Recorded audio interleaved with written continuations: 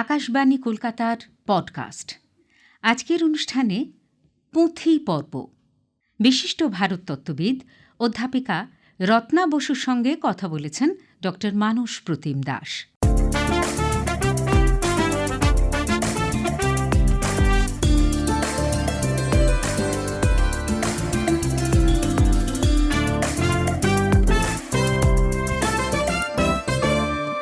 নমস্কার শ্রোতা বন্ধুরা, স্বাগত জানাই আমাদের আজকের অনুষ্ঠানে আকাশবাণী কলকাতার পডকাস্টে। আজকে আমাদের সঙ্গে রয়েছেন একজন বিশিষ্ট মানুষ, আমাদের আজকের অতিথি অধ্যাপিকা রত্না বসু। আসুন তার সঙ্গে আপনাদের আলাপ করিয়ে দিই। অধ্যাপিকা রত্না বসু কলকাতা বিশ্ববিদ্যালয়ে সংস্কৃত বিভাগের প্রধান ছিলেন এবং তাকে মানুষ চেনেন ভারতবিদ্যা বিশেষজ্ঞ হিসেবে। ইংরেজিতে এটাকেই আমরা বলি ইন্ডোলজি। একই সঙ্গে যেটা উল্লেখ করার এবং আজকের আলোচনার জন্য অত্যন্ত গুরুত্বপূর্ণ, সেটা জার্মান সাহিত্য এবং তিব্বতী সাহিত্য তত্ত্ব নিয়েও তিনি দীর্ঘদিন কাজ করেছেন। আসলে আমরা বুঝতেই পারি যে সংস্কৃত নিয়ে যিনি কাজ করছেন তাকে আরও প্রাচীন ভাষা নিয়ে কাজ করতেই হবে, তা না হলে তার কাজটা সমৃদ্ধ হয়ে উঠবে না।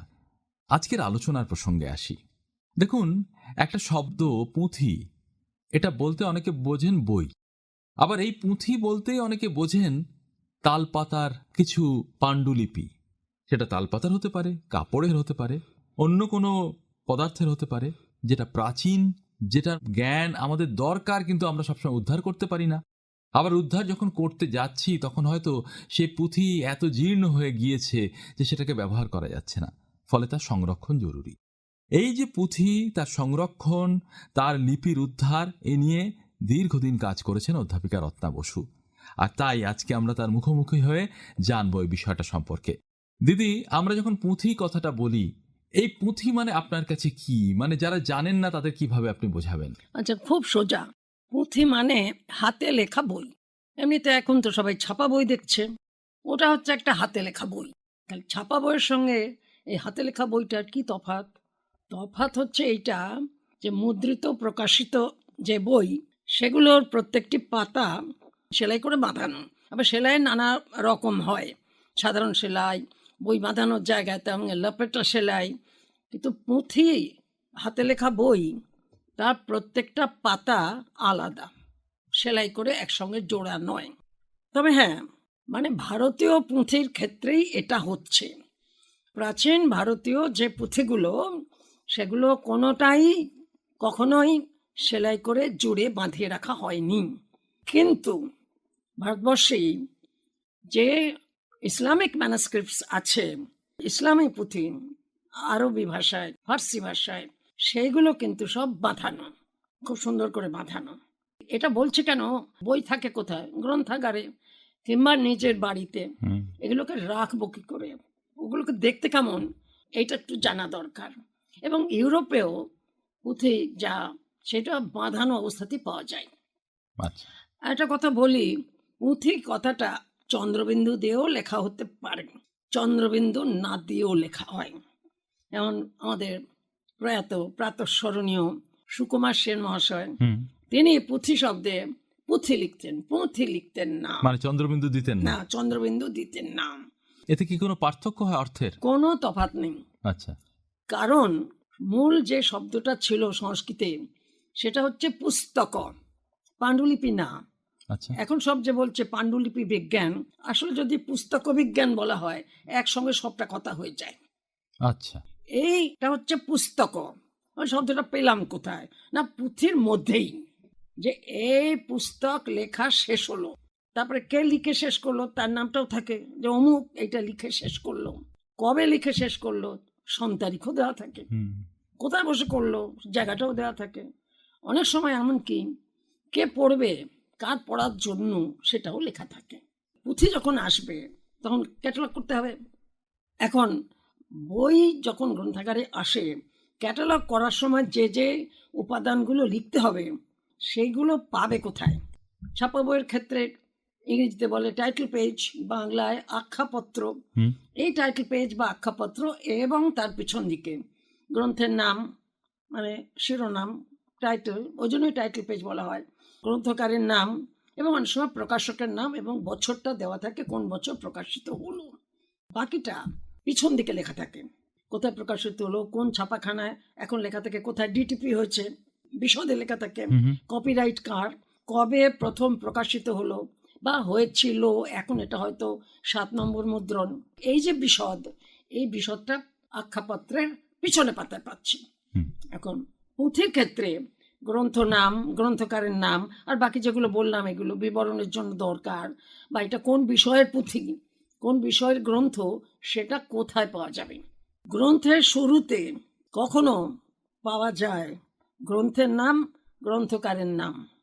বাংলা গ্রন্থের ক্ষেত্রে গ্রন্থের শুরুতে, যে কোনো গ্রন্থের শুরুতেই একটা কবি পরিচিতি গোচ্ছ থাকে, সেটাকে বলা হয় ভণিতা। এই ভণিতাটা অনেক সময় খুব লম্বা হয়, অনেক সময় খুব ছোট হয়।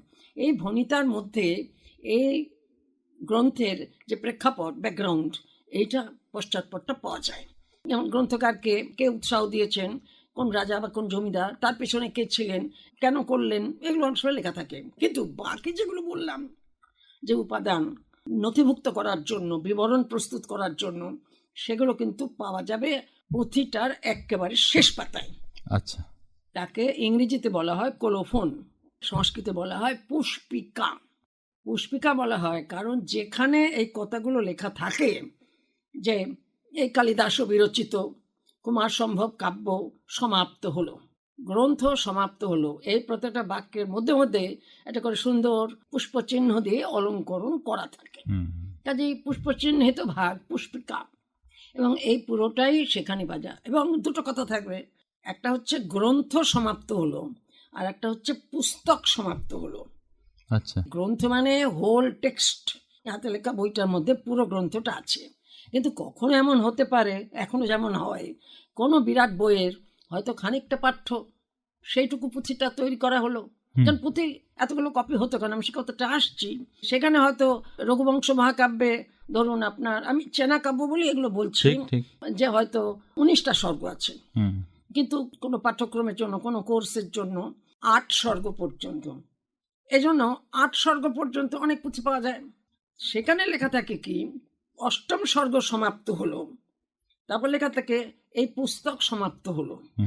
তাহলে এখন এক্ষেত্রে আমি বিবরণে কি লিখব, এই ম্যানাস্ক্রিপ্টটা কমপ্লিট, সম্পূর্ণ, না ইনকমপ্লিট, অসম্পূর্ণ। মানে এই বইটাকে যদি একটা একক, একটা ইউনিট ধরি, এই একক হিসেবে বইটা সম্পূর্ণ। যেমন আমাদের যদি এখন পাঠ্যক্রমের সিলেবাসে খানিকটা থাকে, ওইটুকুই হচ্ছে, ওইটুকুই ছাপা হবে। হ্যাঁ, কিন্তু যদি সেখানে ওই গ্রন্থ সমাপ্ত লেখা থাকে, তাহলে হচ্ছে টেক্সটটাও সমাপ্ত হয়েছে, গ্রন্থও সমাপ্ত। ঠিক, তা দুটো কথা থাকতে হবে, গ্রন্থ সমাপ্ত, পুস্তক সমাপ্ত। এইটা হলে বোঝা যাবে টেক্সটটাও কমপ্লিট, ওটাও কমপ্লিট। তা না হলে বিবরণ করার সময় লিখতে হবে পুঁথিটা সম্পূর্ণ, কিন্তু এখানে গ্রন্থের এই অধ্যায় পর্যন্ত আছে, এই স্বর্গ পর্যন্ত আছে, নাটকের ক্ষেত্রে এই অঙ্ক পর্যন্ত আছে, ইত্যাদি। শ্রোতা বন্ধুরা, আমরা আকাশবাণীর পডকাস্টে কথা বলছি বিশিষ্ট ভারত তত্ত্ববিদ অধ্যাপিকা রত্না বসুর সঙ্গে, এবং আমরা বুঝতে চাইছি এই যে পুঁথি, সেটার আকার কীরকম, সেটার পরিচয় প্রকাশ হয় কিভাবে, সেটা সংরক্ষণ হয় কিভাবে, এবং আজকের প্রেক্ষিতে তার গুরুত্ব কোথায়। আমরা ইতিমধ্যেই পুঁথিকে কিভাবে জানব, কেমন পুঁথি, কে লিখেছেন, কাদের জন্য লিখেছেন, সেটার একটা ধারণা পেয়েছি। তাহলে ভণিতার পুষ্পিকাই সাহায্য করে আমাদের ক্যাটালগ করতে, তাই তো? আর এর সঙ্গে কিছু যোগ করবেন ক্যাটালগিং এর জন্য? একটা কথা দরকার এখানে, ধরুন কোনো পুঁথি অসম্পূর্ণ, আচ্ছা, পুষ্পিকার পাতাটা পাওয়া যায়নি, হারিয়ে গেছে, বেশ, তখন কি তাহলে সেই পুঁথিটা কোনো বিবরণ পত্র তৈরি করা যাবে না? আমরা বলি যাবে, কারণ ওখানে কি কি উপাদান লিখতে হয় বিবরণ পত্রে, ওই গ্রন্থকারের নাম, গ্রন্থের নাম, এরকম করতে করতে কোন সময় লেখা হচ্ছিল, পুঁথির কাল, বিষয় কি, কোন ভাষায় রচনা, কোন লিপিতে লেখা হয়েছে, পুঁথির অবস্থা কিরকম, কতগুলো পত্র আছে। এখানে পেজ বলা হয় না, পৃষ্ঠা বলা হয় না, বলতে হবে পত্র, কারণ একটা পত্রে 2টো পৃষ্ঠা। পুঁথির হিসেব দেওয়া হয় পত্র, ফোলিও। আচ্ছা, এখানে জানার বিষয় আছে, পুঁথি বলতে যেগুলোকে আমরা বোঝাচ্ছি, সেখানে কি একটা পত্রের একদিকেই লেখা থাকতো, দুদিকে লেখা থাকতো? হ্যাঁ, দুই দিকেই সবসময় থাকতো, মানে কোনো জায়গায় থাকতো, কোনো জায়গায় না না। কিন্তু তাহলে শুধু পত্র বলবো কেন, পৃষ্ঠা বলতে অসুবিধা কোথায়? না, পৃষ্ঠা বলতে পারেন, আচ্ছা। কিন্তু পৃষ্ঠা বললে আমাদের সকলেরই মুশকিল হবে। কেন মুশকিল হবে? কারণ পুঁথিপত্র বলা হচ্ছে গোনার সময় কি করে গুনবো? ছাপা বইতে প্রত্যেক পৃষ্ঠাতেই নম্বর দেওয়া থাকে, হুম, 14, 15, 16, 17, 18 সবটাই দেওয়া থাকছে। ঠিক। কিন্তু পুঁথিতে একদিকে দেওয়া থাকে। যেমন যদি তুলট কাগজে পুঁথি হয়, হ্যান্ডমেড পেপারে পুঁথি হয়, তাহলে তার সাধারণত যে পিছন দিকটা, সেখান থেকে পত্র সংখ্যা দেওয়া শুরু হয়। কেননা প্রথম পত্রের সামনের দিকটা, সম্মুখ ভাগ, রেক্টো যাকে বলে ইংরেজিতে, সেখানে কিছু লেখা থাকে না, মানে গ্রন্থ আরম্ভ হয় না, টেক্সট আরম্ভ হয় না। ওখানে শুধু গ্রন্থের নামটা হয়তো লেখা থাকে, একটু মাঙ্গলিক চিহ্ন থাকে, বা অনেক সময় আমরা, এখন তো অনেকের হাতে পড়া হয়েছে তারপরে পুঁথি পাই, সেখানে একটু মঙ্গলাচরণ করা আছে, নমঃ শিবায়, গণেশকে প্রণাম, এসব লেখা থাকলো বাংলা হলে। গ্রন্থ লেখা আরম্ভ হয় পাতাটাকে উল্টে নিয়ে পিছন দিক থেকে। তাহলে এই পাতার সংখ্যাটা কি করে দেওয়া হয়? সংখ্যাটা 1A সম্মুখ ভাগ, 1B পৃষ্ঠভাগ, 1 ক সম্মুখ ভাগ, 1 খ পৃষ্ঠভাগ। হুম, যার জন্য ক খ পৃষ্ঠা একটি পত্র সংখ্যার একসঙ্গে ছবি তোলা যাবে না। এখন যে খুব ডিজিটাইজেশন হচ্ছে, আচ্ছা। মাইক্রোফিল্মিং হচ্ছে, আমি 1A আর 1B একটা এক্সপোজারে নিতে পারবো না, হুম, ছোট পুঁথি হলেও পারবো না। হুম, যেমন এসব ধাঁধা আছে না গোয়েন্দা বইতে, বললো আপনি তখন কি করছিলেন? বললো আমি ওই বইটা পড়ছিলাম। কোন পাতায় পড়ছিলেন? কোন পৃষ্ঠা? বললো 15 আর 16 পৃষ্ঠা। তখনই ধরা যাবে যে ভুল বলছে। আচ্ছা। 14 আর 15 পৃষ্ঠা হতে পারে, 16 আর 17 পৃষ্ঠা হতে পারে, হুম, কিন্তু 15 আর 16 পৃষ্ঠা খোলা ছিল, এটা হতে পারে না। হুম, এইরকমই এখানে আমি ছবি তোলার সময় একই পত্র সংখ্যার, একই ফোলিও নাম্বারের সামনের দিকটা আর পিছনের দিকটা একসঙ্গে তুলতে পারবো না। হুম, এটা বুঝে নিতে হবে। ওই রকম যদি কখনো ছবি আসে, তাহলে বুঝতে হবে যে কোনো একটা ছবি তোলার সময় কিছু একটা গন্ডগোল হয়েছে। গন্ডগোল হয়েছে। এখন সামনের দিকটাতে তো কখনোই নম্বরটা দেওয়া থাকছে না, পিছন দিকটাতে দেওয়া থাকছে। এখানে একটু বলি, তালপাতার পুঁথি যেগুলো অধিকাংশ দক্ষিণ ভারতে পাওয়া যায়, দক্ষিণ ভারত মানে বিন্ধ্য পাহাড়ের দক্ষিণে, ওড়িশা থেকে আরম্ভ করে কেরল পর্যন্ত, এমনকি সিংহল পর্যন্ত, এখনকার শ্রীলঙ্কা, এখানে তালপাতায়। তালপাতা আবার অনেক রকমের হয়, সেটা জানা দরকার, না হলে সংরক্ষণ ঠিক মতো করা যাবে না। তালপাতা একটু শক্ত ধরনের, একটু ছোট সাইজের হয়, ছোট মাপের, সেটা হচ্ছে ভূতাল। আর একটু লম্বা গোছের, বাঁদিক থেকে ডান দিকে লম্বা, সেটাকে লেংথ বলা হবে। ভূতালের থেকে আরেকটু লম্বা হবে, সেইটাকে বলা হয় শ্রীতাল। আচ্ছা। মানে শ্রীতাল আর ভূতাল সংস্কৃত বললে। হুম, তো এখন দেখলে অবাক হয়ে যেতে হবে, অত্যন্ত পাতলা এই তালপত্রগুলো।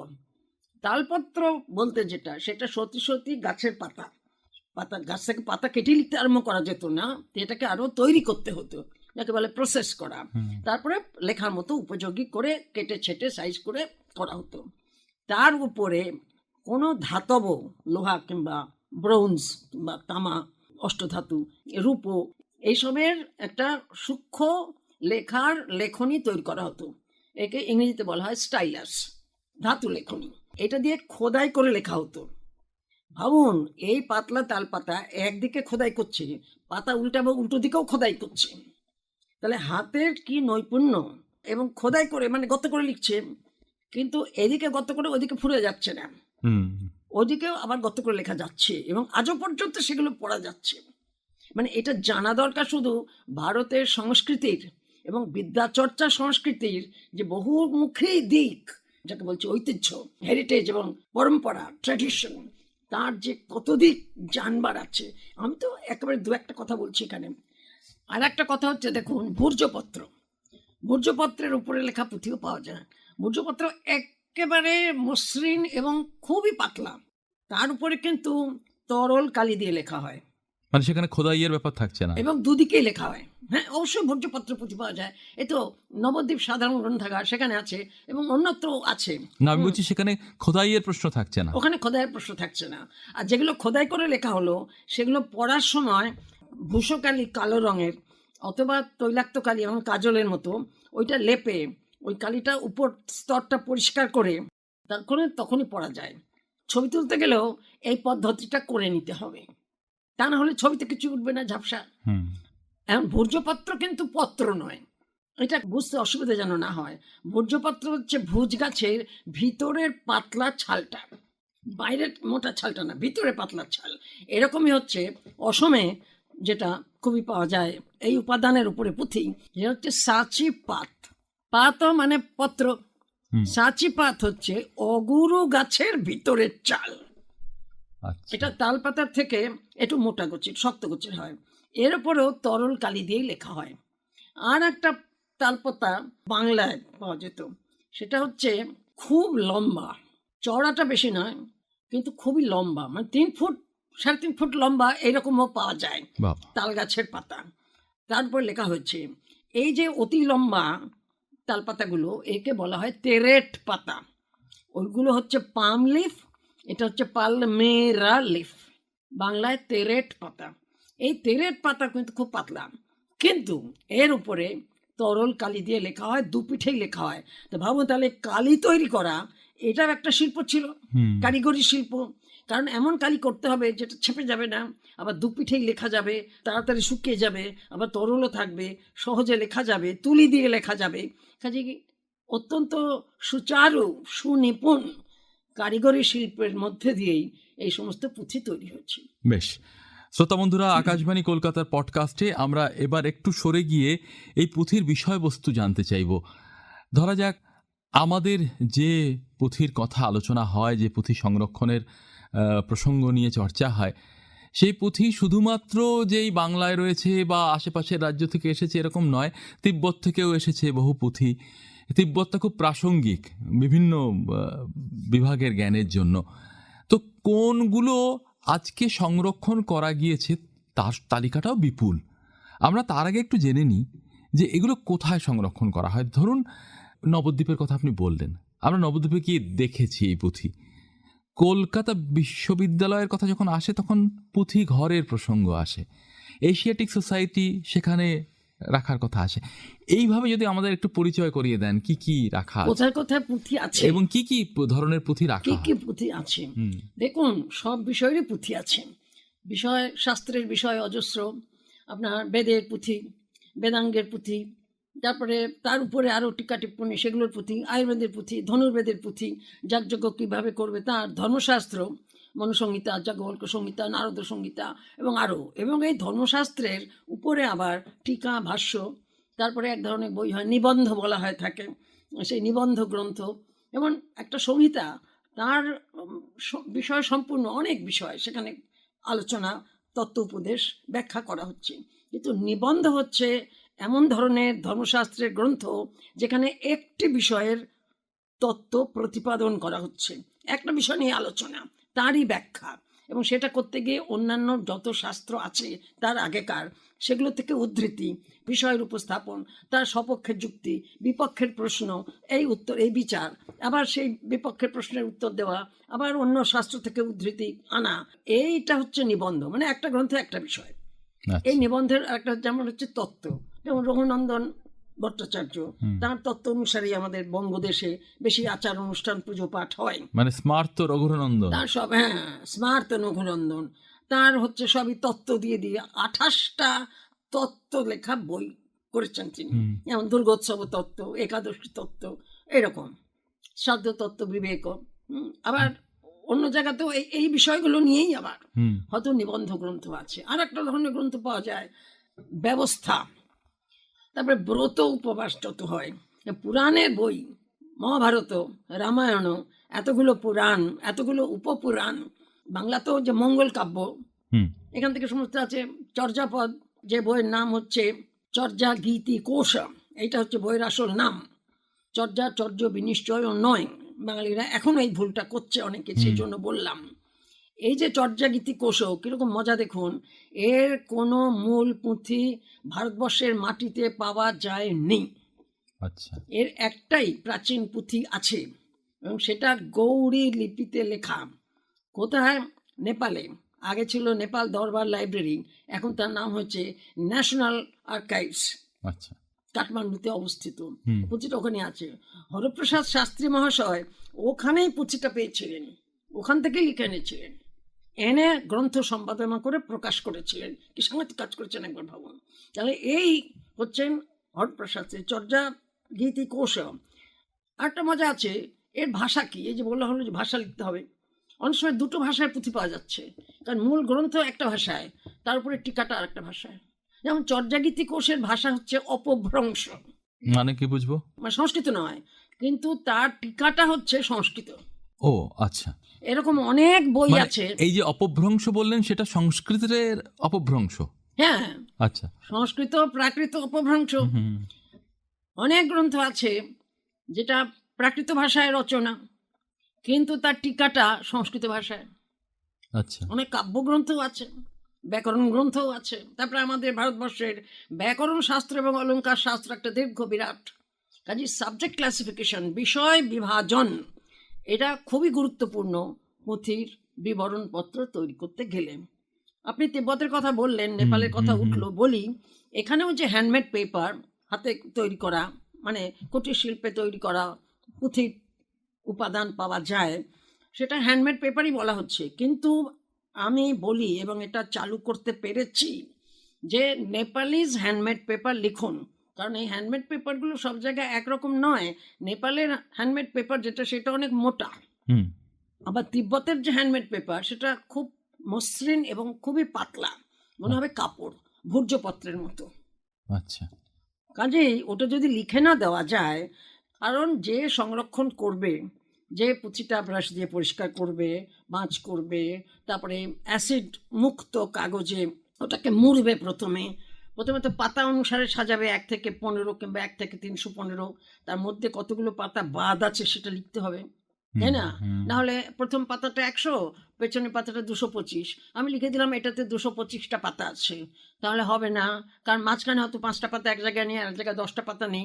আবার কোনো জায়গায় পুঁথি লেখক ভুল করে একই 135 নম্বর দুবার লিখে ফেলেছেন, 3-4 বার লিখে ফেলেছে, এইরকমও হয়। হয়তো একটা জায়গা ধরুন 201 থেকে 207 লিখে ফেলেছে, আবার 201 থেকে 207, 8, 9, 10 লিখেছে। তখন আমার বিবরণ লিখতে হবে। পুঁথি ক্যাটালগ করার যে বিবরণপত্র হয়, সেখানে লেখা থাকে duplicate folios, number of duplicate folios, number of missing folios, মানে কতগুলো পত্র 2 বার আছে আর কতগুলো পত্র অনুপস্থিত। কাজে এই সবটা যদি পুঁথির প্রত্যেকটা পাতা না দেখি, তাহলে করতে পারবো না। আর একটা কথা খুব দরকার, যেই অর্থের ব্যবস্থা করুক, সে কিন্তু অর্থ বরাদ্দ করবে এই পত্র সংখ্যা অনুসারে। যদি 100 পাতার মধ্যে 4 জায়গায় 3টে করে পাতা দুবার দুবার থাকে, তাহলে 12খানা পাতায় অতিরিক্ত হয়ে গেল, তাহলে ওই পয়সাটা ওখানে গুনবে না। ধরুন সেটা ল্যামিনেট করা হোক, সেটা ডিজিটাইজ করা হোক, সেটা ছবি তোলা হোক, সেটা অন্য কোনো রকমের সংরক্ষণের প্রক্রিয়া যদি প্রয়োগ করতে হয়, তাহলে ফোলিও নাম্বার অনুসারে হবে। নইলে মনে হতে পারে সরাসরি আচ্ছা সংরক্ষণ, কনজারভেশন, তার জন্য বিবরণপত্রটার কি দরকার, এই জন্য দরকার। আর ওখানে লেখাও থাকে তার পুঁথির অবস্থা কেমন, জলে ভেজা, না ছাতা পড়ে গেছে, না ভেঙে গেছে, না পাশের দিকে ছেঁড়া আছে, পোকায় খাওয়া আছে মাঝে মাঝে, এগুলো বলতে হবে। বা জমে থামিট হয়ে গেছে, যা বৈশিষ্ট্য। জলে ভেজে গেলে, বা কোনো সময় বর্ষা হয়েছিল, বন্যার জলে ভেসে গিয়েছিল, তখন পুঁথির পাতা জুড়ে যায়। কোথায় কোথায় পুঁথি পাওয়া যায়, আমি বলবো কোথায় পাওয়া যায় না। মাজু বলে হাওড়ার প্রত্যন্ত গ্রাম আছে, সেখানে 120-25টার উপরে পুঁথি আছে, নানা বিষয়, পাণিনি ব্যাকরণের উপরেও, সংস্কৃত পুঁথি। তারপরে কোচবিহার সাহিত্য সভা, বিরাট পুঁথিশালা, বাংলা এবং সংস্কৃত 2 প্রকারের পুঁথি আছে। এইরকম যে পুঁথির রক্ষণাবেক্ষণ এবং সংরক্ষণ করতে গেলেও ওই যে নম্বর অনুসারে পুঁথি আলমারিতে রাখা যাবে না। তার কারণ একটা এতখানি লম্বা খুব পাতলা, একটা এতখানি লম্বা এবং খুব অনেকগুলো পাতা আছে, সেটা অনেক মোটা হয়ে যাচ্ছে। আবার একটা তারপরের নম্বরটাই হয়তো একটা ছোট আকারের, সাইজটা ছোট। এইভাবে নম্বর অনুসারে ক্রমান্বয়ে পুঁথিকে সাজানো মুশকিল। একদিকে নম্বরটা ধরে যাব, কিন্তু মাঝে মাঝেই আমার থাকবে যে এটা অন্য জায়গায় আছে, সেইখানে একটা কাগজ বা কার্ড দিয়ে রাখতে হবে। ছাপা বইয়ের ক্ষেত্রে এটা হয় না, হয় অড সাইজের বইগুলো যেগুলো একটু বিশাল বড়, সেগুলো অন্য জায়গায় থাকে, লেখা থাকে অড সাইজ। অড সাইজের আবার একটা সেকশন থাকে, একটা বিভাগ সেখানে থাকে। কিন্তু পুঁথির ক্ষেত্রে আমাকে কি করতে হচ্ছে, তাহলে ওগুলো একই কাজ, কিন্তু ওখানে একটা কাগজ দিয়ে রাখতে হচ্ছে, একটা কার্ড দিয়ে রাখতে হচ্ছে যে এটা অন্য জায়গায় আছে। যেমন পুঁথি ওখান থেকে বেরোলে পরে কাউকে পড়ার জন্য দেয়া হলো, পুঁথি পাঠককে এসছেন গবেষক, তখন তো বেরোলো, সেখানে দিয়ে রাখতে হচ্ছে। তো বলছেন অনেক, একটা আলমারি হলে একরকম, একটা তাক হলে একরকম, নম্বরটা লিখে রাখলাম, অমুককে দিলাম। কিন্তু যদি কলকাতা বিশ্ববিদ্যালয়ের মতন 51টা আলমারি হয়, এশিয়াড সোসাইটির মতন 100-র উপরে আলমারির সংখ্যা হয়, তখন কি করে হিসেব থাকবে? হিসেবটা হচ্ছে একটা খাতা রাখতে হয়, হিসেবের খাতা। সেখানে পুঁথির নম্বরের বরাবর একটা হচ্ছে বিবরণপত্র, সেখানে শুধু পুঁথির নম্বরের বরাবর আলমারির সংখ্যা, তাকের সংখ্যা, শেলফের নাম্বার, এবং তার ডান দিকে আছে না বাম দিকে আছে, এবং ডান দিকে সামনের দিকে আছে না পিছনের দিকে আছে, বাম দিকে সামনের দিকে আছে না পিছনের দিকে আছে। অনেক সময় খুব ছোট ছোট পুঁথি হলে মাঝখানে একটু জায়গা হয়ে যায়, তখন ওই শেলফের মাঝখানে আছে। ঠিক। কাজে এইটা না হলে যে সার্ভিস দেবে সে তো হ্যাঁ, দিতে পারবে না। দিতে পারবে না। সে কেউ পড়তে এলেই একটা পুঁথির নম্বর দেবে, সে খাতা খুলবে, দেখবে কোন আলমারি, কোন তাক, ডান দিক না বাঁ দিক ইত্যাদি প্রভৃতি দেখে দিয়ে দেবে, সঙ্গে সঙ্গে ওখানে একটা কাগজ রাখবে। ঠিক। দিদি, আজকের অনুষ্ঠান শেষ করার আগে শুধু একটা ছোট্ট জিনিস নিয়ে আলোচনা করতে চাইব। ইতিমধ্যে দেশ জুড়ে কেন্দ্রীয় সরকারের জ্ঞান ভারতম প্রকল্পের মাধ্যমে এইসব পুঁথি সংরক্ষণ করার একটা আলাদা করে উদ্যোগ নেওয়া হয়েছে। তো এইটা সম্পর্কে আমাদের যদি একটু বলেন তাহলে অন্যরা জানতে পারবে আর কি। হ্যাঁ, জ্ঞান ভারতম আজকে হয়েছে, এটা কিন্তু অনেক আগে 2003 সালে ন্যাশনাল মিশন ফর ম্যানুস্ক্রিপ্টস, রাষ্ট্রীয় পাণ্ডুলিপি মিশন, এটা প্রতিষ্ঠিত হয়েছিল।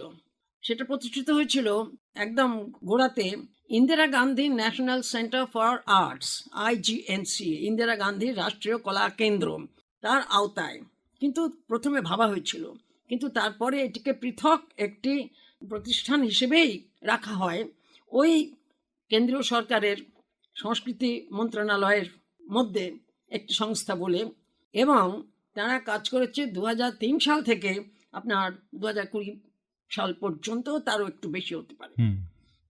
2017 সাল পর্যন্ত আমি কাজ করেছি পশ্চিমবঙ্গের শাখাতে। আমি ছিলাম তাদের সমন্বয়ক, কোঅর্ডিনেটর, এবং সারা পশ্চিমবঙ্গের সমস্ত পুঁথি কেন্দ্রে গিয়ে সমস্ত পুঁথির বিবরণ আমারই পরিচালনায় তৈরি করা হয়েছিল।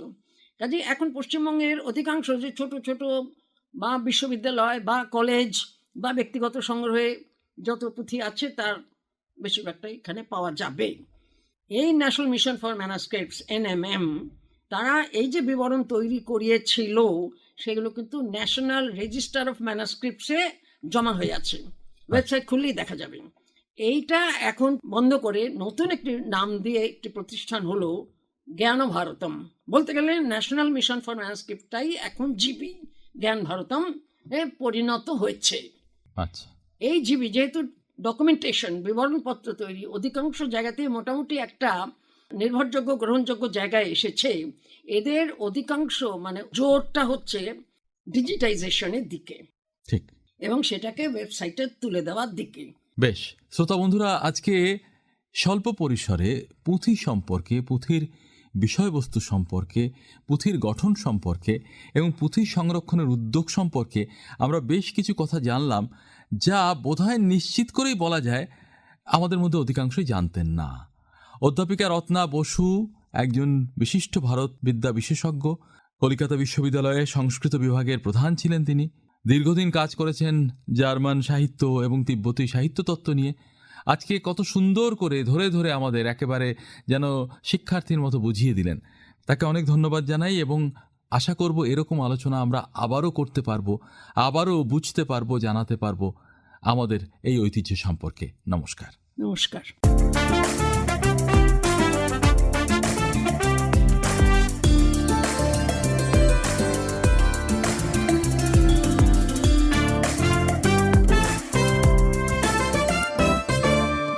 শুনলেন আকাশবাণী কলকাতার পডকাস্ট।